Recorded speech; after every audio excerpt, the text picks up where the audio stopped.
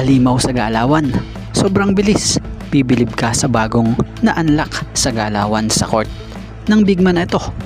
Maging gilas bigman na si AJ Edu, iniwan lang ng ganon-ganon na lamang. Swerte naman ang Hinebra dito.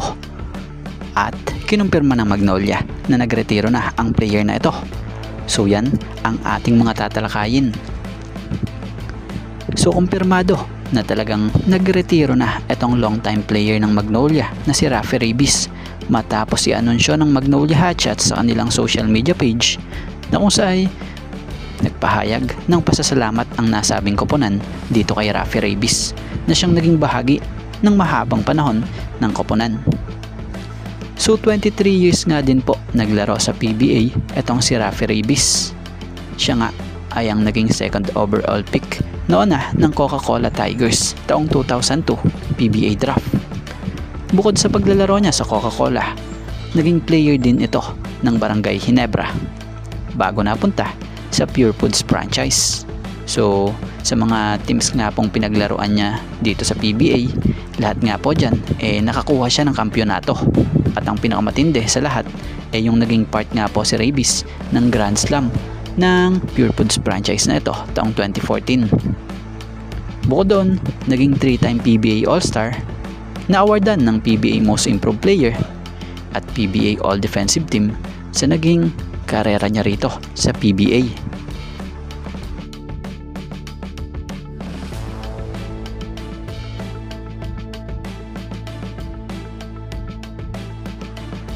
At dito tayo sa nakita nating improvement sa skills ng isang bigman ng Hinebra na si Troy Rosario. So talagang kayod marino sa pagpapakondisyon si Troy Rosario na kung saan kita naman sa ginagawa niya na excited na siyang mai-rest back ang Hinebra or maibawi ang Hinebra sa paparating na upcoming 50th season ng PBA. So si Troy Rosario nga po ang second bigman na kay Japet Aguilar dito sa Barangay Hinebra na siyang talagang sasandalan ng team dahil sa wala nga po ang isang bigman ng Hinebra dahil may injury pa. Ang kagandahan nga kay Troy Rosario, todo ensayo talaga siya at todo pa improve ng skills niya base sa kanyang mga pinagte-trainingan na ito. Bibilib ka talaga rito sa bagong na-unlock niya sa kanyang galawan na ito para sa opinion natin. Dahil ngayon nga lang natin nakita na ginawa ito ng mas mabilis at pulido base sa na-upload na video niya sa kanyang social media na ito na kung saan kita mo kung papaano siya lumopos sa isang bigman sabay mabilis niya lang iniwan at inukutan at tinirahan. Ang matindi pa nga dyan kilalang defensive player talaga ito ng Japan B-League at Gilas Pilipinas. So sa AJ Edu yan, pero nagawa niya pa nga rin pong iwan itong si Troy. So nakakabilib lang dahil sa may napupuntahan itong training na madalas na ginagawa nitong si Troy.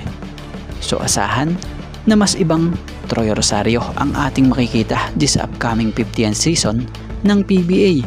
Kaya naman, ano ang opinion nyo sa bagong galawan nitong si Troy Rosario na ito pagdating sa ilalim